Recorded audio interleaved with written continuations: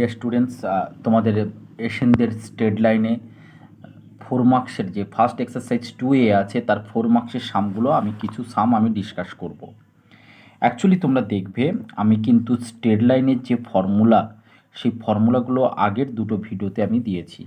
এটা আমার হচ্ছে স্টেট লাইনের থার্ড ভিডিও। এইরকম কিন্তু বেশ কিছু 15খানা মোট ভিডিও হবে total state line 2A 2B 2C তিনটে এক্সারসাইজ মিলে সবগুলো কিন্তু তোমরা দেখে নেবে ভালো করে। তো দেখো 4 মার্কসের আমি ফার্স্ট 2 এর সামটা নিয়ে তোমাদের সাথে একটু ডিসকাস করব। দেখো একটা ট্রায়াঙ্গেল ত্রিভুজের 3টে শীর্ষবিন্দুর স্থানাঙ্ক দেওয়া আছে, 3টে হচ্ছে আমাদের ভার্টেক্স দেওয়া আছে। এটা দেওয়া নেই, এটাকে আমি অফ করে রাখছি আপাতত। তো 3টে ভার্টেক্স আমাকে দেওয়া আছে, 3টে শীর্ষ দেওয়া আছে। আমাকে কি বের করতে হবে? ইকুয়েশন অফ মিডিয়ান, মানে মধ্যমার সমীকরণ। কোন মধ্যমা? যে মধ্যমাটা এ বিন্দু দিয়ে পাস করে, এ পয়েন্ট দিয়ে পাস করছে, তার ইকুয়েশন আমাকে বের করতে হবে। ডিয়ার স্টুডেন্টস, আমরা মিডিয়ান বা মধ্যমা কাকে বলি? না, আমরা বলি যে ভার্টেক্স থেকে তার অপোজিট সাইডের যে মিড পয়েন্ট, তার যে connecting line, this is called median or মধ্যমা। আমরা শীর্ষ থেকে কোনো ত্রিভুজের শীর্ষ থেকে তার বিপরীত বাহুর মধ্যবিন্দুর যে সংযোজক সরলরেখা তাকে মধ্যমা বলি। তাহলে এই সরলরেখাটার সমীকরণ আমার দরকার। আমি কি করছি দেখো, এই যে বিসি বিন্দু আছে বা বিসি রেখাংশ আছে, সেগমেন্ট আছে, তার মিড পয়েন্টটা আগে বের করব, মধ্যবিন্দু।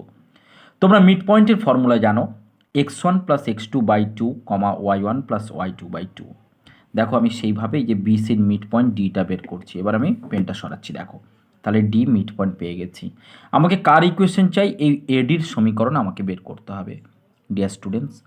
তো এডির সমীকরণ বের করতে গেলে আমরা জানি কোনো স্ট্রেট লাইনের ইকুয়েশন বের করতে গেলে তার একটা স্লোপ বা প্রবণতা দরকার হয়। সেই স্লোপটা কি? y2 minus y1/x2 minus x1। মানে এই যে দুখানা বিন্দু আছে, এই দুখানা বিন্দুর দুটো ওয়াইয়ের মধ্যে ডিফারেন্স বা এই দুটো এক্সের মধ্যে ডিফারেন্স। দেখো আমি তাই করেছি, করতে এটা বেরিয়েছে -3/4। তাহলে স্ট্রেট লাইনের ইকুয়েশনের ফর্মুলা কী হয়? সরলরেখার সমীকরণের ফর্মুলা না, y minus y1 equals two, আমি ফর্মুলাটা লিখছি তোমাদের সুবিধার জন্য, y minus y1 equals two m into x minus x1। তাহলে দেখো y মাইনাস y1 মানে আমি এই পয়েন্টটাকে ধরেছি, এবার সরি এই উপরে এ পয়েন্টটাকে ধরেছি। দেখো তাহলে এর কত? x1 -1 আর y1 3। তাহলে y মাইনাস y1 মানে y minus 3 equals to m into m মানে কত? -3/4, মানে যেটা স্লোপ বা প্রবণতা, x minus x1। x minus x1 মানে এটা -1 ছিল, -1 সে +1 হয়েছে। তারপর দেখো স্টুডেন্টস, আমরা ক্রস মাল্টিপ্লিকেশন করে ক্যালকুলেশন করে এই স্ট্রেট লাইন বা মিডিয়ান বা মধ্যমাটার আমরা সমীকরণ পেয়েছি। এইবার দেখবে, এইবার তোমাকে কি বলা হয়েছে, তোমাকে নেক্সট যে কোশ্চেনটা নিয়ে আমি ডিসকাস করছি, দেখো কোশ্চেন নাম্বার 5 বলা হয়েছে। দেখো যে একটা স্ট্রেট লাইন, একটা সরলরেখা, এটা ইন্টারসেক্ট বা ছেদিতাংশ আকারে আছে। এই ইন্টারসেক্ট বা ছেদিতাংশ ভাষাটা তোমার কিন্তু কোশ্চেনে দেওয়া আছে। দেখবে বলছে যে এই যে দুটো মানে এক্স অ্যাক্সিস আর ওয়াই অ্যাক্সিসের যে ভেতরে যে ইন্টারসেক্ট যে পোর্শনটা আছে, মানে এই যে এবি আমি নাম দিচ্ছি এই পোর্শনটা, এই পোর্শনটায় বলা হচ্ছে যে পয়েন্টটা, যে বিন্দুটা, একটা বিন্দু হচ্ছে 1,2, এই পয়েন্টটা কি করছে?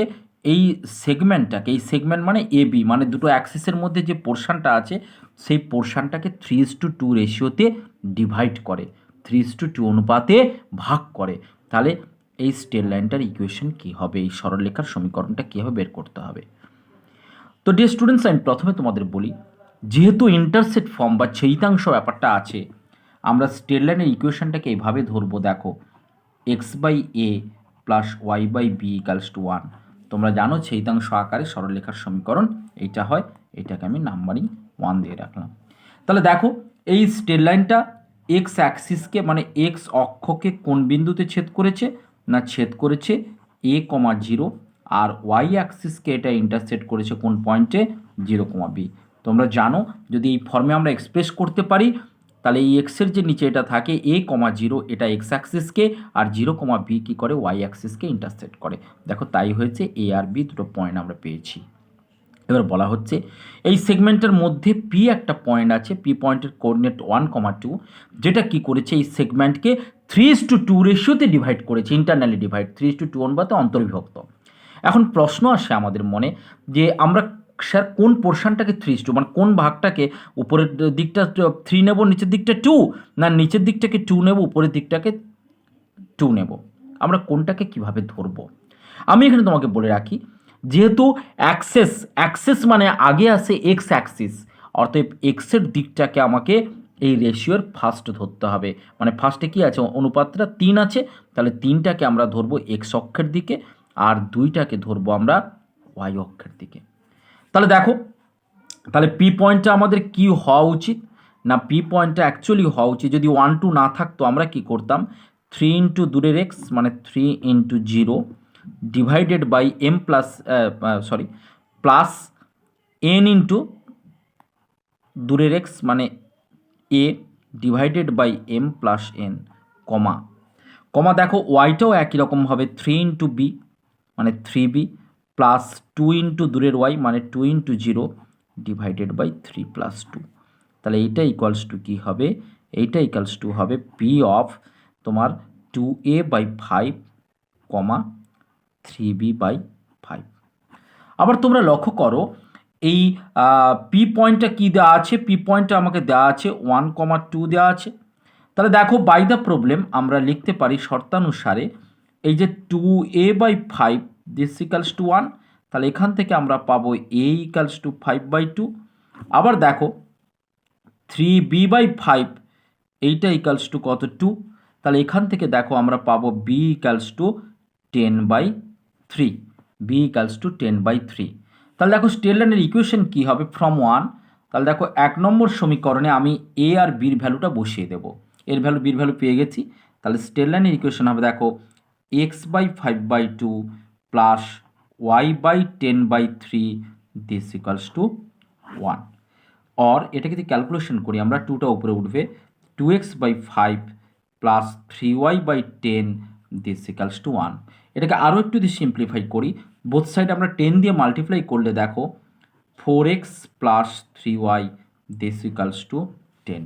তাহলে এইটা হবে আমাদের অ্যান্সার। আশা করি সামটা বুঝতে পারলে। এরপর নেক্সট দেখো স্টুডেন্টস, তোমাকে বলা হচ্ছে 12-এর যে সামটা আছে, 12-এর অঙ্কে তোমাকে বলা হচ্ছে এই একটা স্টেললারের ইকুয়েশন দিয়েছে, সরলরেখার সমীকরণ দিয়েছে, তোমাকে এখানে বলা হচ্ছে এই সরলরেখাটা always passing through a fixed point, সর্বদা একটা নির্দিষ্ট বিন্দু দিয়ে পাস করবে, ওই নির্দিষ্ট বিন্দুটা দিয়ে অবশ্যই সরলরেখাটা সবসময়ের জন্য পাস করবে, সেই নির্দিষ্ট বিন্দুটা কি তোমাকে সেটা বের করতে হবে। দেখো আমি কি করছি, এই স্টেললারের ইকুয়েশনটাকে একটু আমি সিম্পলিফাই করব, একটু সরল করব। কীরকম সরল করব, না আমি এখানে কি করব, আমি এখানে দেখো এখানে আছে 2a plus 2b into x আর a minus 3b into y plus b minus A, এইভাবে একটা ইকুয়েশন আমাকে দেওয়া আছে। আমি কি করব, সমস্ত এর টার্মগুলোকে একসাথে রাখবো। দেখো এর টার্মটাকে একসাথে রাখলে এটা যদি কমন নেই, তাহলে a ইন্টু এক্স এখানে আসবে এক্স, আচ্ছা আর এখানে এর টার্ম দেখো a ইন্টু ওয়াই মানে প্লাস ওয়াই, আর এখানে এর টার্ম দেখো এর কোইফিশিয়েন্ট আছে -1 প্লাস, আমি বিট টার্মগুলোকে যদি একসাথে রাখি তাহলে বিট টার্মটা কী হবে দেখো, তাহলে বি টার্ম আমরা পাবো, বি টার্মগুলোকে একসাথে রাখলে তাহলে বিগুলোকে আমরা পাচ্ছি দেখো যে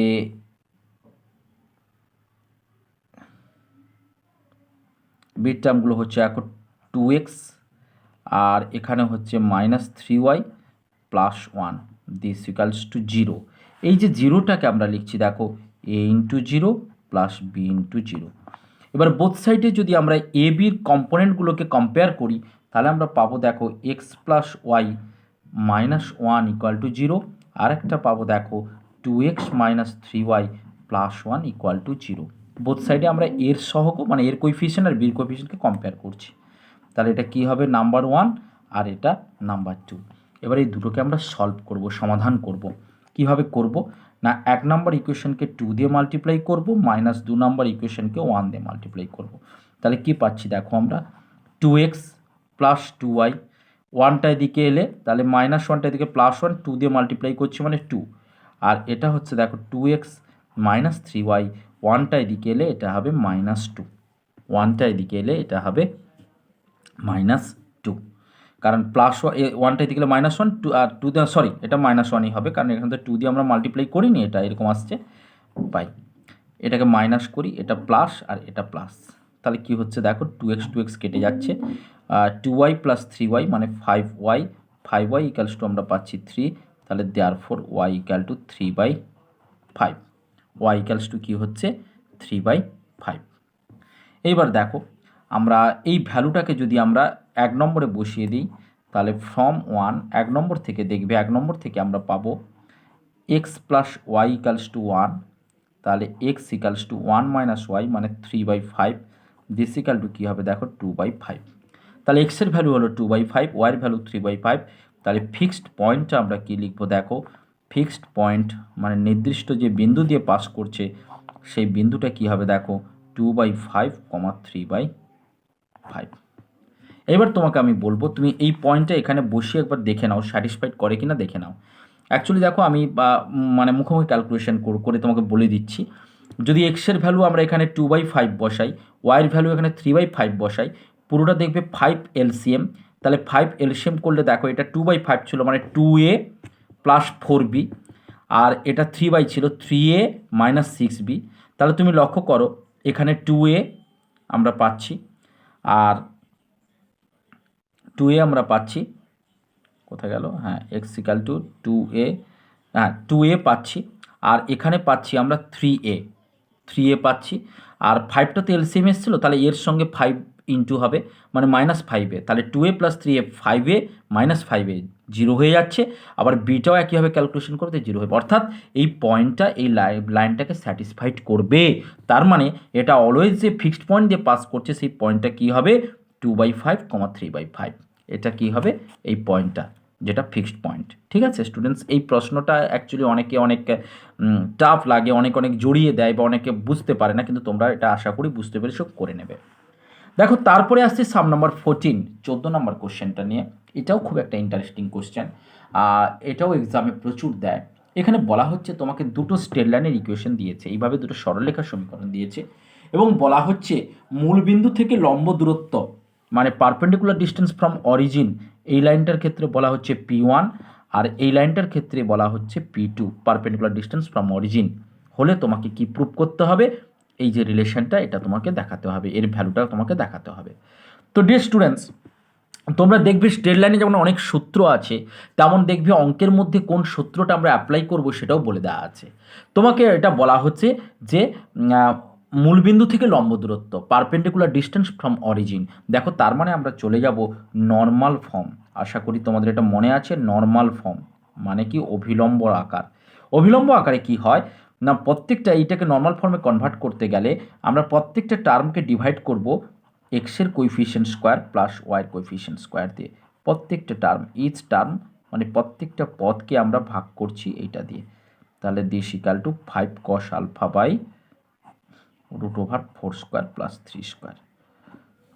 তাহলে দেখো এই যে কনস্ট্যান্ট টার্মটা আমরা পাই এটাই হচ্ছে অরিজিন থেকে পারপেন্ডিকুলার ডিস্টেন্স, কারণ নর্মাল ফর্ম কি ছিল x cos alpha y sin alpha equals to p, পিটা কি পারপেন্ডিকুলার ডিস্টেন্স ফ্রম অরিজিন। তার মানে এখানে দেখো এখানে এটাকে বলা হচ্ছে P1, তাহলে P1 ইকালস টু আমরা কি লিখবো, এটাকে মড করে দেবো, কারণ cos পজিটিভ কি নেগেটিভ আমাদের জানা নেই, সেই কারণে মড করবো length always positive, divided by √4 square plus 3 square মানে 16 + 9 25, বাইরে এলে এটা কত হবে 5, তাহলে এটা কাটলে শুধু আসছে cos আলফা। এবার দেখো একই রকমভাবে সেকেন্ডটাকে যদি আমরা নর্মাল ফর্মে নিয়ে যাই তাহলে এটা কি হবে √6 square plus 8 square minus 8y by √6 square plus 8 square, this equals to 5 sin alpha by √6 square plus 8 square.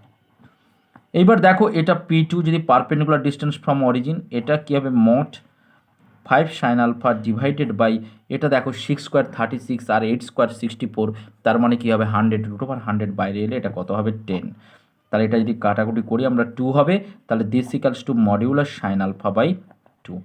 এবার আমরা রিলেশনে আসি, এই রিলেশনে P1 স্কোয়ার, P1 কত ছিল cos আলফা, যেহেতু তার স্কোয়ার হচ্ছে cos স্কোয়ার আলফা, আর মড দেবো না কারণ এটা পজিটিভ, প্লাস 4 × P2 স্কোয়ার, দেখো P2 কত sin আলফা বাই 2, তার মানে এটা কত হবে sin স্কোয়ার আলফা বাই 4 হবে স্কোয়ার করলে, তাহলে এটা কাটলো, তাহলে this equals to 1 sin square plus cos square equal to 1, এটাই আমাকে প্রুভ করতে দিয়েছে।